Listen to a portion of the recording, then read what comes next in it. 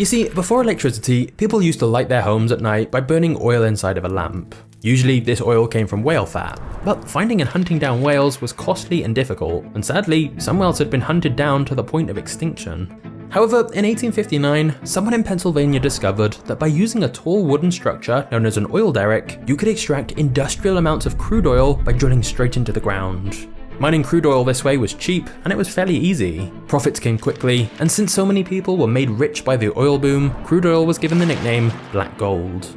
And that's when John was introduced to Samuel Andrews, a young man who was looking for investors to build a crude oil refinery in Cleveland, which was only a day's ride away from the Pennsylvania oil regions.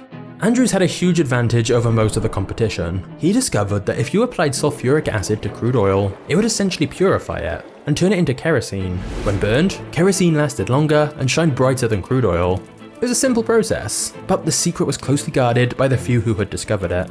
Now that John and Maurice had plenty of money to spare because of how successful their produce business was, they thought it would be wise to diversify their business, and thus they loaned Andrews $4,000 to set up his oil refinery. But to begin, they considered this as a side venture. John and Maurice kept managing their produce business and let Andrews handle the refinery by himself. Setting it up was remarkably simple, and because kerosene was a superior product to crude oil, it began selling like crazy. John couldn't ignore the numbers anymore.